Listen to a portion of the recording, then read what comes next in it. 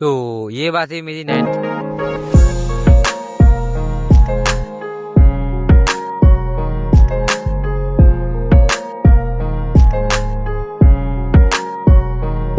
तो ये बात है मेरी 9th क्लास की, जब मुझे कुछ भी नहीं आता था। साला लगता था दिमाग में कुछ है भी या नहीं, यानी दिमाग ही नहीं है।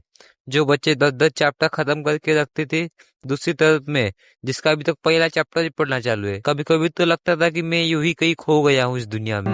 सब कहे अरे अरे अरे पगला गया है तू। फिर मुझे एक बात बहुत सताने लगी। 9th क्लास में इतना डूसू तो 10th क्लास में क्या करूंगा। फिर मुझे उठते जागते वही सवाल आने लगे। फिर मेरे एक फीमेल फ्रेंड ने मुझे कहा, इतना है तो कोचिंग लगवा ले, मतलब ट्यूशन लगवा ले। पर मेरा मन कहता था कि स्कूल की पढ़ाई तो मुझसे होती नहीं है, तो ट्यूशन की पढ़ाई कैसे करूंगा। फिर मेरे एक ट्यूशन वाले दोस्त ने कहा, अरे अरे मैं जिस ट्यूशन में जाता हूँ ना, वो सर एकदम हमारे टाइप के, फुल ऐसा डीजे लगाते हैं, फुल ऐसा एंजॉय करते हैं सब लोग वहाँ पे। और तो वो फीस भी इतनी कम लेते हैं ना कि बहुत ही। फिर मेरे मन को भी लगा कि ये इतना सब बोल ही रहा है तो लगा ही लेता हूँ। वैसे भी सर हाफ से डीजे लगा के नाचते होंगे, ऐसा कुछ तो माहौल कर दूंगे ऐसा लगा मुझे। वैसे भी ट्यूशन 2 घंटे की तो रहती है। फिर मैंने भी ट्यूशन में एडमिशन ले लिया था, पर यही मेरी बहुत बड़ी गलती थी। फिर मैंने भी उनके साथ ट्यूशन जाना चालू किया। पर उस सर का घर इतना दूर था कि बहुत ही, मतलब हमारे गांव से 2 किलोमीटर था जंगलों में।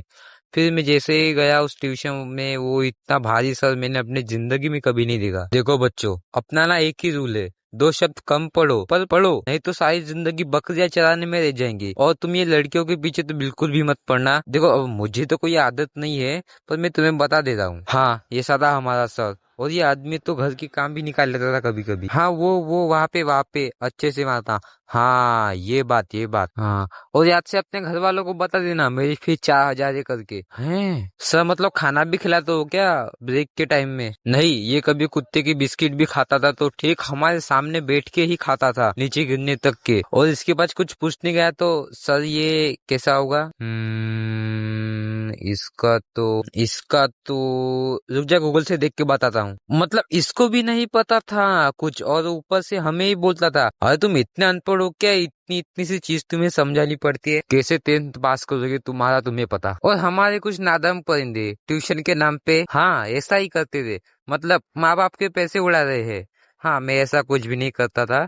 हाँ, अब तुम भी बोलेंगे साला ये तो कितना झूठ बोलता है, चुप चुप के पीता होगा और हमें वीडियो में बता नहीं रहा है। नहीं, मैं सच में ऐसा नहीं करता था। मुझे आदत थी सिर्फ चाय की।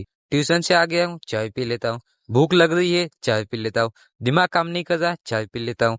पढ़ाई में मन नहीं लग रहा, चाय पी लेता हूँ। हाँ, ऐसी लत लगी थी मुझे चाय की कि सिर्फ चाय की। जाने क्यों मुझे लगता था कि चाय ही मेरी पूरी जिंदगी है। हो गया साले, अब ज्यादा हो रहा है। हाँ, और रास्ते में एक रमेश नामक के आदमी की पानठेली की दुकान आती थी, हमारे ट्यूशन के रास्ते में ही है। हम हमेशा उसकी दुकान में रुकते थे कभी कभी।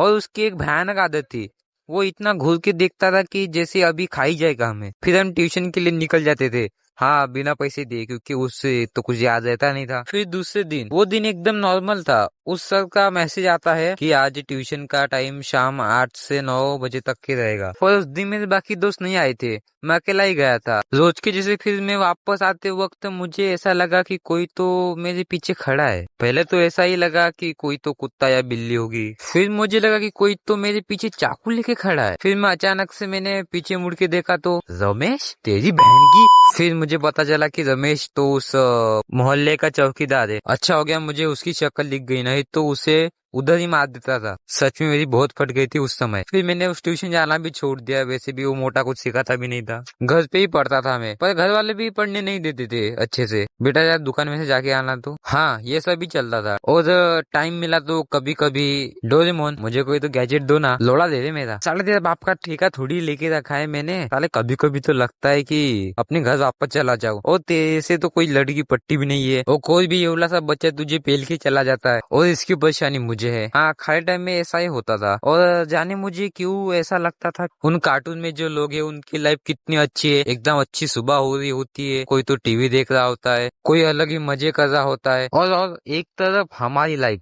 हम तो वही बच्चे हैं जिसे कोई भी आके मुंह पे मार के चला जाता है। तो समझो तुम जैसे वैसे 9th क्लास निकाल के 10th क्लास में आ जाते हो, फिर वो मैथ का पहला क्वेश्चन देखते ही फिर क्यों जाने तुम्हें लगता है कि मैं 10th क्लास में आ गया हूँ, क्यों ना गर्लफ्रेंड बनाई जाए। पर तुम्हारे क्लास की 99% लड़कियां की शक्ल जोकर जैसी है। हाँ, जो 1% लड़कियां है वो बिक चुकी है, तो वो भी तुमसे होता नहीं है, और तुम 10th क्लास की बुक उठा उठा के मर जाओगे। और जी तुम्हारे क्लास टीचर, तो इसका आंसर कौन बताएगा?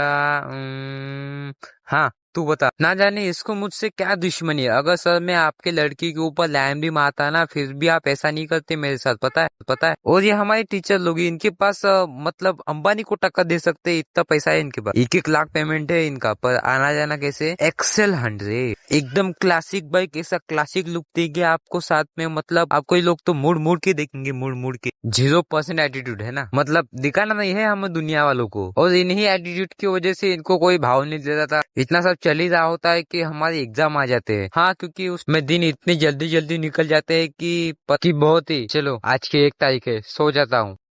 A few moments later. क्या आज की 22 तारीख है? पूरा महीना सोया था क्या मैं? मतलब ऐसा टाइम निकल जाएगा तुम्हें पता भी नहीं चलेगा। और ऊपर से हमारे टीचर लोग हमें इतना मोटिवेशन लेते थे ना कि बहुत ही। देखो बच्चों, तुम्हारे पास सिर्फ 8 महीने बचे, पूरा दम निकाल दो, बस मर मत जाना, दिन रात एक कर दो, अंगारे लगा दो, मतलब फिर भी तुम देखोगे तुम्हारे माँ बाप को इतना प्राउड होगा तुम्हारे ऊपर की बहुत ही। मैं आपके घर वाले होंगे ऐसे, पर हमारे घर वाले नहीं। समझो कोई बच्चा 96% लेके भी आएगा तो भी उससे कोई भाव नहीं देगा, सिर्फ उसकी एक फोटो लगा देंगे और बस हो गया। और ऊपर से घर वाले, माँ मैं 96% लेके आ जाओ, 100 पॉजिटिव नहीं लाया ना, पर 4 छूट दिए, सिर्फ 4% लाता तो क्या चला जाता तेरा? हाँ, यही होता था कुछ लोगों के साथ। और दूसरी तरफ मेरे बच्चे ने दिन रात एक करके मुश्किल से 47% लाए हैं। मेरे बच्चे के ऊपर मुझे प्राउड है। हाँ, ये मेरी कहानी है। और हमारा एक खड़ूसा सर हमें हमेशा एक एग्जाम्पल देता था, देखो बच्चों, यही उम्र है तुम्हारी पढ़ने की, नहीं तो कंपनी में तुम्हें जाना पड़ेगा रोज डब्बा लिख के और सड़ा सा मुंह लेके, फिर तुम्हें वहाँ पे ऐसे ऐसे काम बताएंगे कि तुम्हारी इच्छा नहीं होंगी कभी कभी करने की। ये ले और जा वो टॉयलेट साफ कर दे। हाँ, वो भी 5 साल से सफाई नहीं हुई है इसकी, और ये काम होते ही फिर तुझे दूसरा काम दूंगा, ठीक है? देखो मतलब इनकी तरफदारी देखो। सर आपको लगता है हमें ऐसी जॉब करनी पड़ेगी? अरे तुम्हारे मुंह पे लिखा है ये सब।